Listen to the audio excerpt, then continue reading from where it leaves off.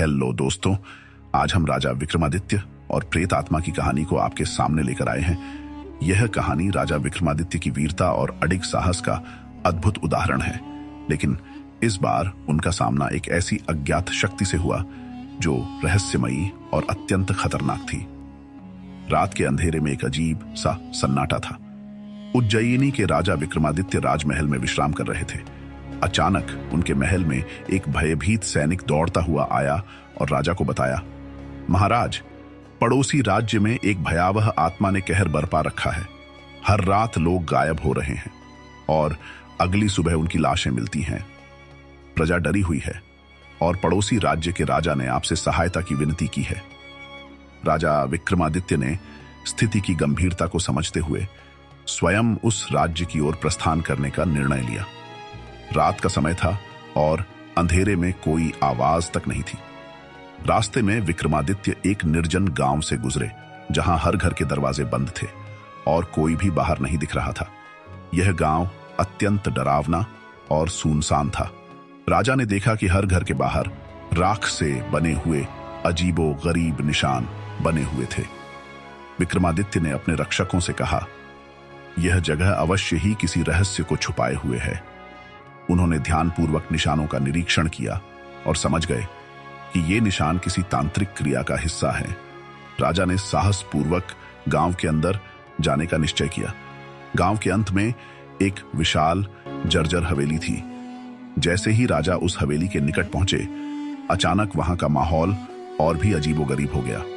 हवेली की खिड़कियां अपने आप खुलने बंद होने लगी और ठंडी हवा के साथ एक अजीब सी फुसफुसाहट सुनाई देने लगी। तभी एक वृद्धा राजा के पास आई और चेतावनी दी, हे राजन, इस हवेली के अंदर मत जाइए। यहां पर एक प्राचीन आत्मा का वास है। वह आत्मा बेहद शक्तिशाली है और उसने आज तक किसी को जीवित नहीं छोड़ा। लेकिन राजा विक्रमादित्य किसी भी रहस्य और खतरे से पीछे हटने वाले नहीं थे। उन्होंने वृद्धा को आश्वस्त किया और हवेली के अंदर कदम रख दिया। हवेली के अंदर हर ओर अंधेरा था। राजा ने अपनी तलवार निकाली और सतर्क होकर आगे बढ़े। अचानक उनके सामने एक परछाई प्रकट हुई। यह कोई साधारण परछाई नहीं थी। यह एक अजीब और डरावना आकार था, जो मानो किसी इंसानी चेहरे को विकृत कर डरावनी शक्ल में बदल चुका था। वह आवाज में बोली, हे राजा विक्रमादित्य, तुम यहां क्यों आए हो? क्या तुम्हें मृत्यु का भय नहीं है? राजा ने निर्भीकता से उत्तर दिया, मैं अपनी प्रजा की रक्षा करने आया हूं और किसी भी खतरे का सामना करने के लिए तैयार हूं। यदि तुम निर्दोषों का जीवन बर्बाद कर रहे हो तो तुम्हें मुझसे होकर गुजरना होगा। अचानक आत्मा ने अपने हाथों से एक अजीब रोशनी निकाली और राजा की ओर फेंकी। विक्रमादित्य तुरंत समझ गए कि यह एक जादुई प्रहार है।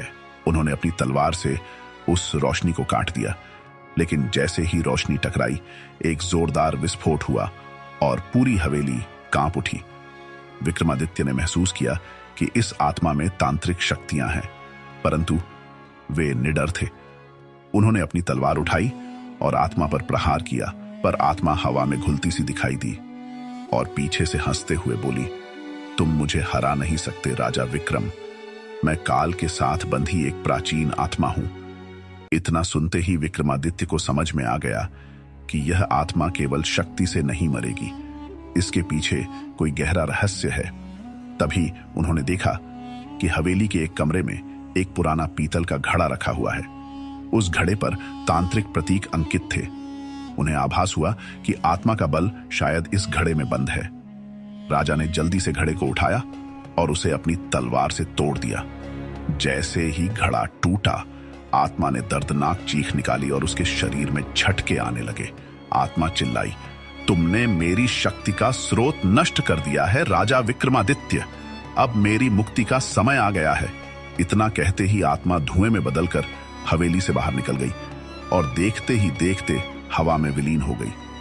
आत्मा का अंत होते ही हवेली में फैला सन्नाटा गायब हो गया और चारों ओर रोशनी फैल गई।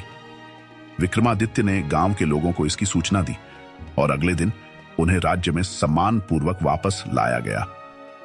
राजा विक्रमादित्य की इस बहादुरी की कहानी सुनकर हर कोई उनके साहस और वीरता का गुणगान करने लगा। उनके पराक्रम और विवेक ने एक बार फिर साबित कर दिया कि निडरता, बल और बुद्धि के साथ कोई भी अज्ञात शक्ति हार मान लेती है। इस कहानी से यह सीखने को मिलता है कि सच्चा साहस और बुद्धिमत्ता किसी भी रहस्य और भय से पार पा सकते हैं। राजा विक्रमादित्य का साहस हमें बताता है कि यदि आप निडर होकर किसी कठिनाई का सामना करते हैं तो आप अपने लक्ष्य तक अवश्य पहुंच सकते हैं। Thanks for watching.